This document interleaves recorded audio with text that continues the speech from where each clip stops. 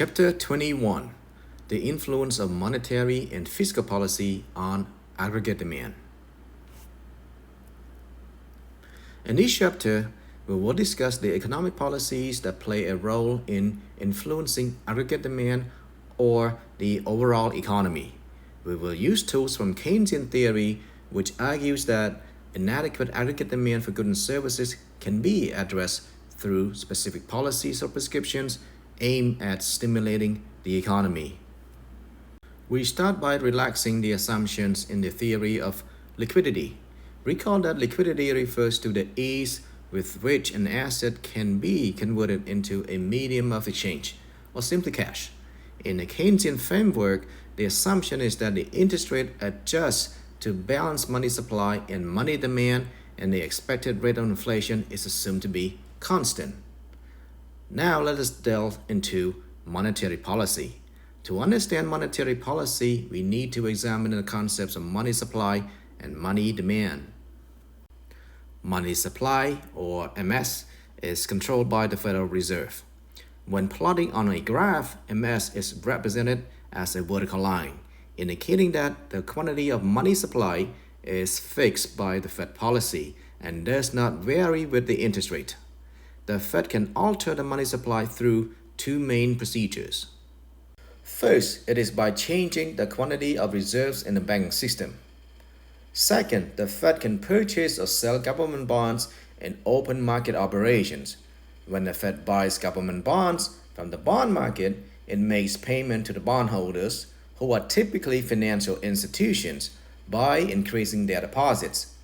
This action raises the bank reserves of these financial institutions, thereby increasing the money supply in the financial system.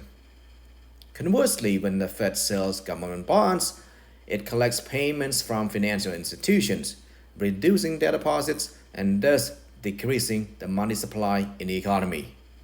Next, let us discuss money demand, or MD, which refers to the demand to hold money. Recall that money is the most liquid assets available. The interest rate represents the opportunity cost of holding money.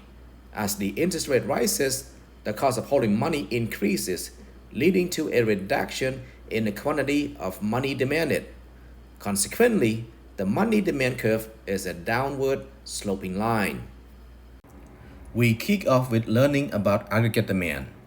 Similar to basic demand, aggregate demand is downward sloping, indicating an inverse relationship between the price level and output level, and it is a one-way directional only.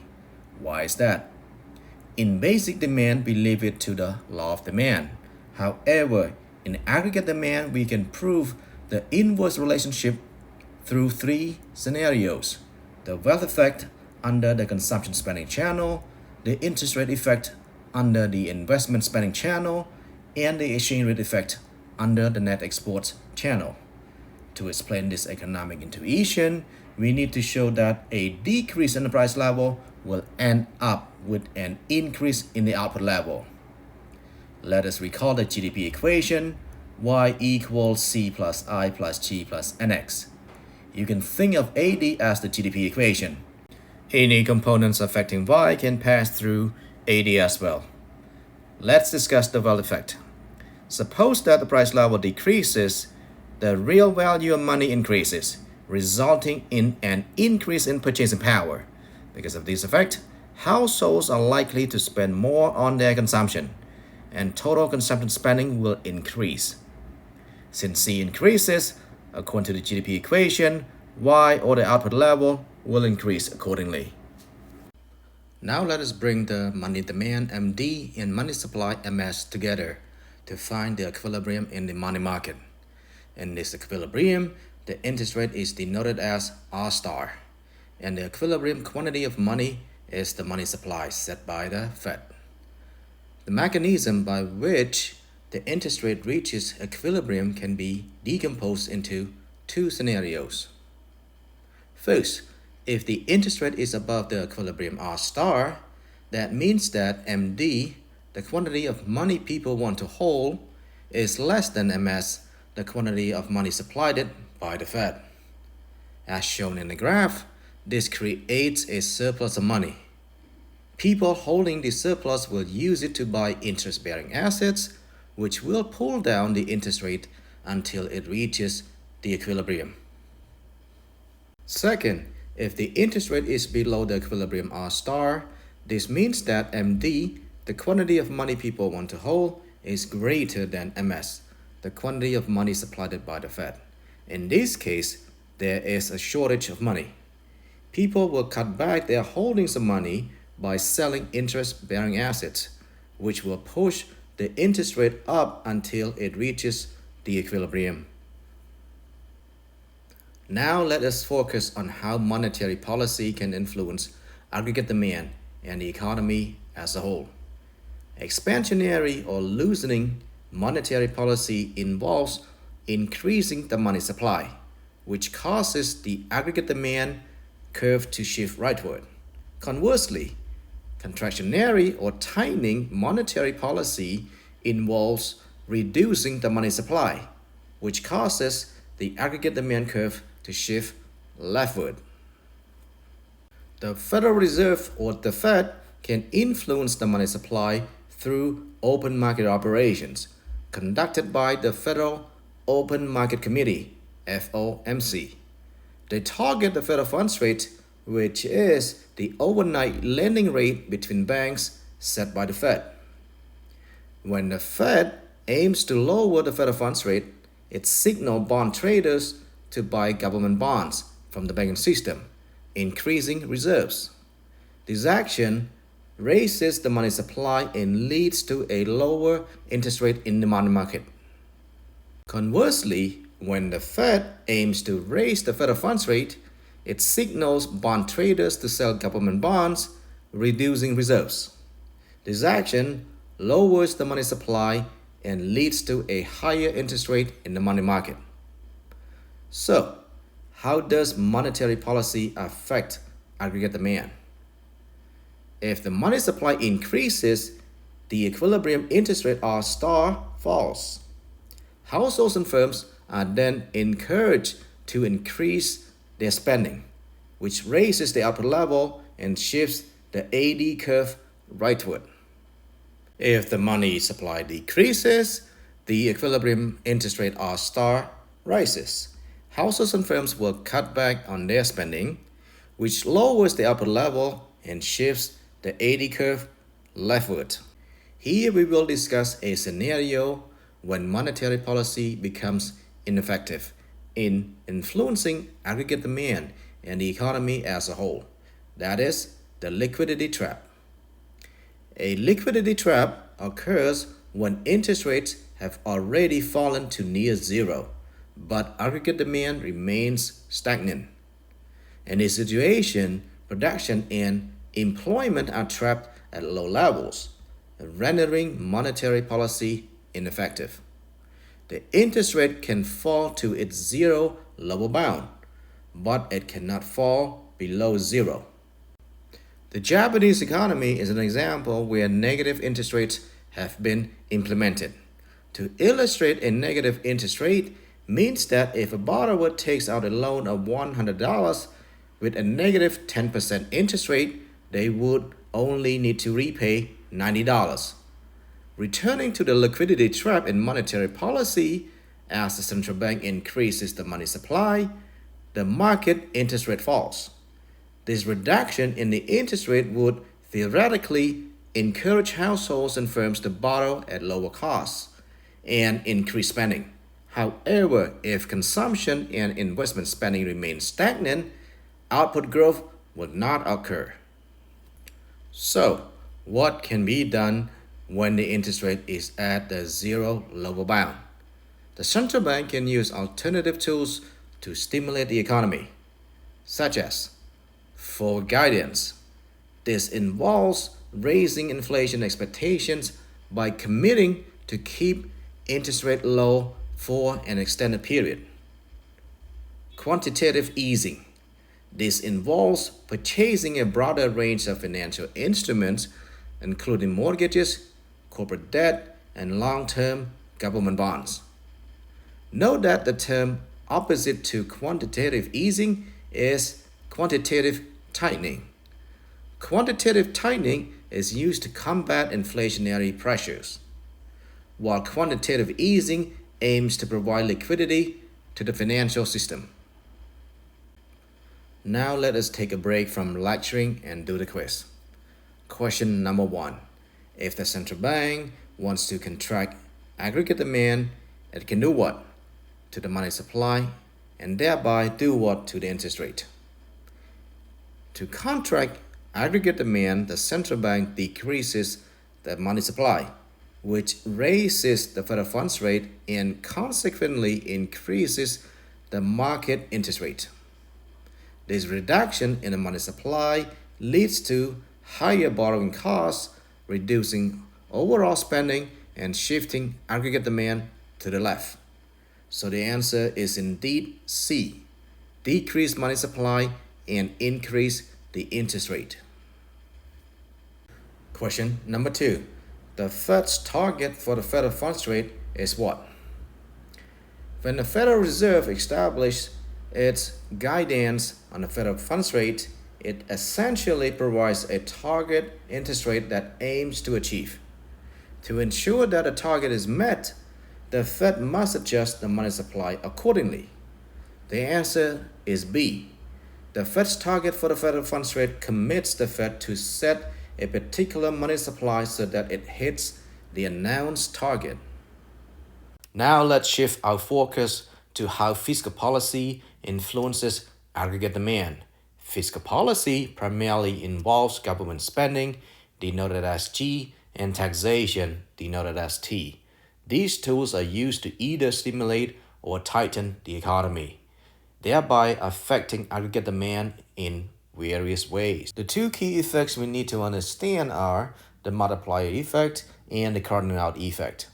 Let's start with the multiplier effect. When the government adopts an expansionary fiscal policy, it usually involves either increasing government spending or reducing taxes. For our discussion, let's consider the scenario where the government decides to increase spending.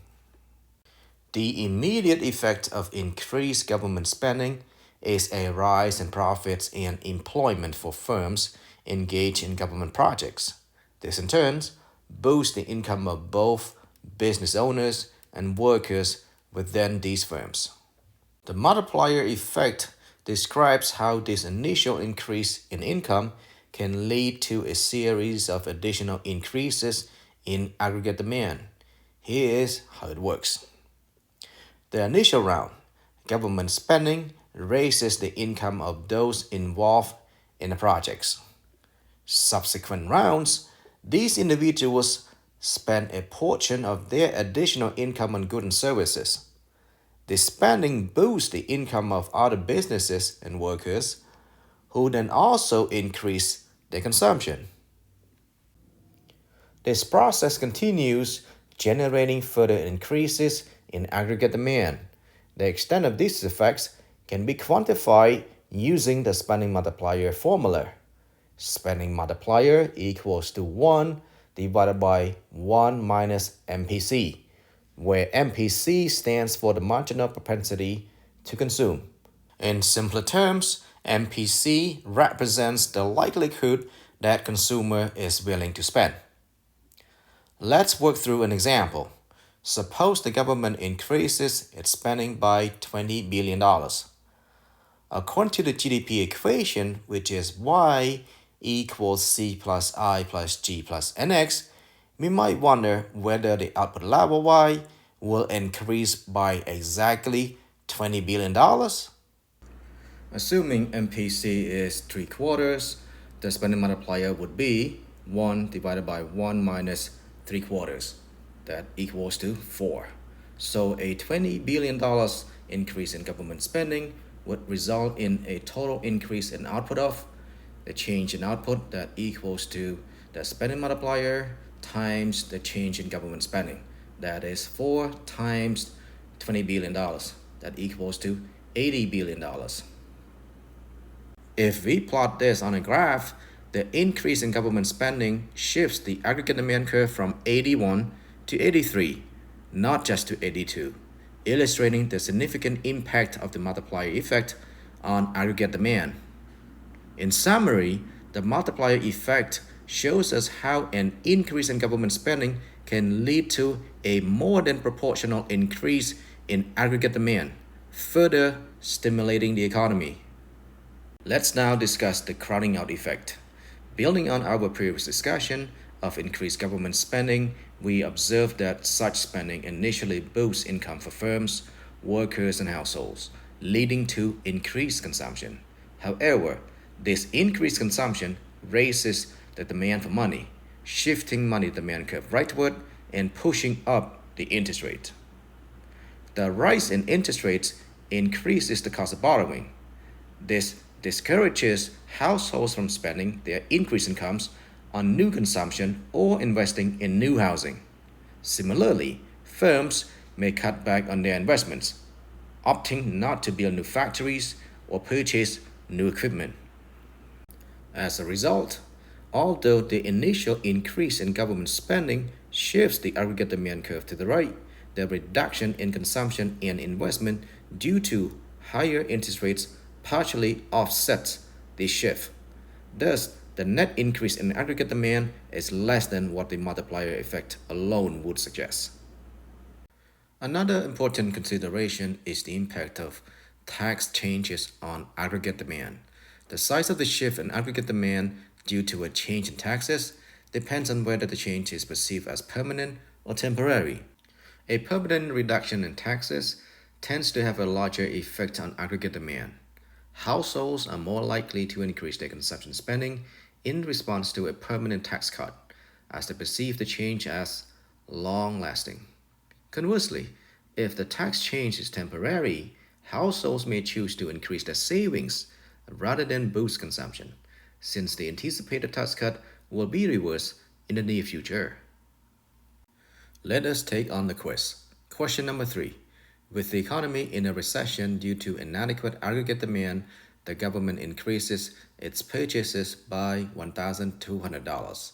Suppose the central bank adjusts the money supply to hold the interest rate constant. Investment spending remains unchanged, and the marginal propensity to consume is 2/3. How large is the increase in aggregate demand? Given the increase in delta G of $1,200, MPC is 2/3. To find the spending multiplier, we can use the formula 1 divided by 1 minus MPC, that equals to 1 divided by 1 minus 2/3, that equals to 3. So the increase in aggregate demand, that is delta Y, can be calculated as spending multiplier times delta G, that equals to 3 times $1,200. That equals to $3,600. So the answer is D. Question number 4. If the central bank in the preceding question had instead held the money supply constant and allowed the interest rate to adjust, the change in aggregate demand resulting from the increase in government purchases would have been what?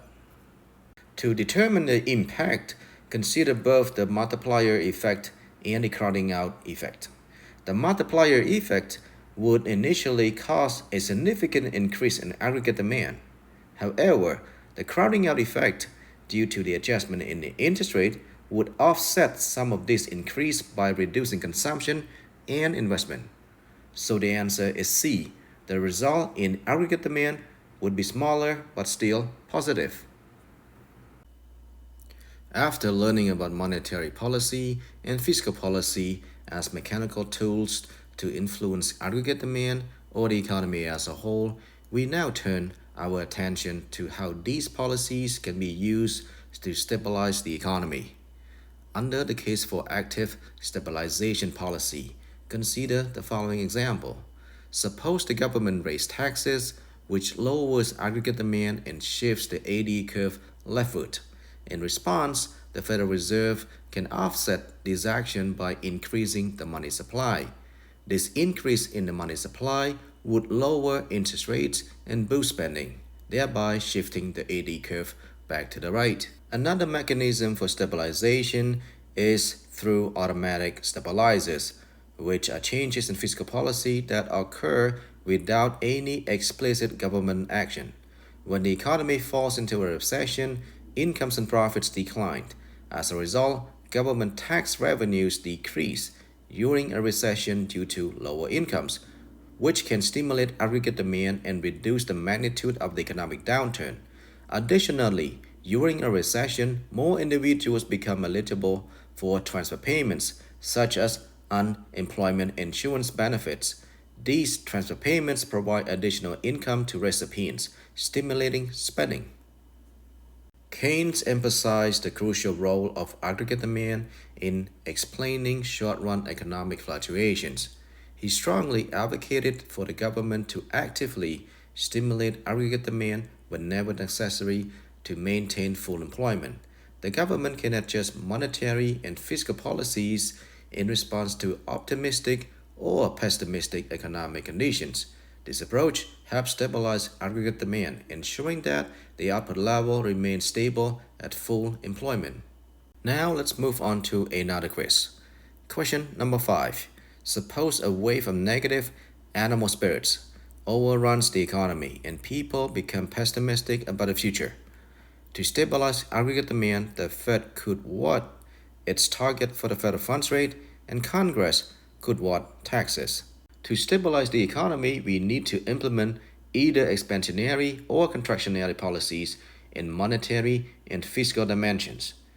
Given the pessimistic outlook, the Fed would conduct an expansionary policy by lowering its target for the federal funds rate, while Congress could implement a contractionary fiscal policy by increasing taxes.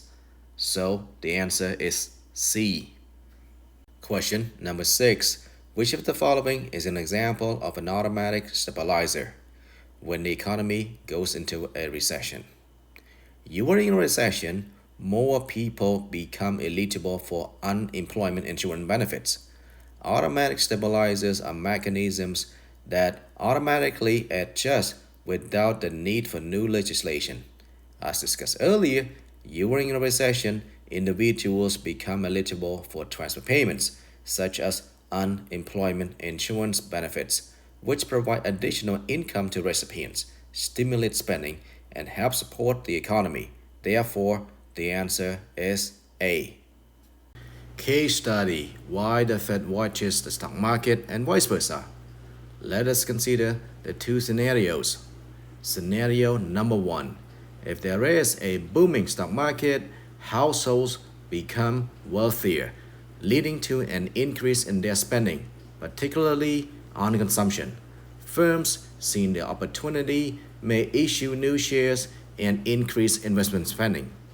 This results in a growth in the output level and a rise in the price level. Given the Fed's twin goals of promoting economic growth with low unemployment and maintaining stable prices, the Fed may respond by raising the federal funds rate, which in turn decreases the money supply. Scenario number 2. If the Fed reduces the money supply, the equilibrium or market interest rate rises. As a result, stocks become less attractive compared to bonds, which now offer higher interest rates. With the increase in interest rates, the expected business profits decline, leading to a reduction in investment spending.